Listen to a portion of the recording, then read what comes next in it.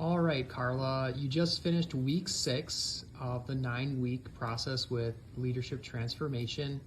What would you say has been a significant pivot as a result of your leadership in this process? Sure.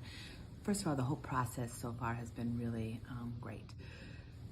The completion of week 6, really, the part that stuck with me is the whole vision and values piece, that each day we have the opportunity to show those around us through our words, our actions, even our thoughts, that we're living our vision and that we're living our values. And one of the activities that we just did asked us to gather that feedback from those around us. And that was a really neat thing, because oftentimes we don't take time to gather that feedback. And so hearing others or reading others share where they can see my vision and values in the work that I do has really been inspiring.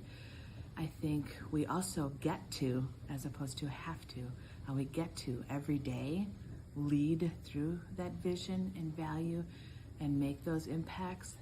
And if we can be solid in our vision and values, then operationally, we know that we can lead and make a difference for whatever organization we're in. For me, it's in education. I can make a difference through vision and value, and then operational for kids every day. And then whatever organization the rest of my cohort is in, they get to do the same thing. Vision, values, operations, inspiring. Perfect. Thank you, Carla. Thank you.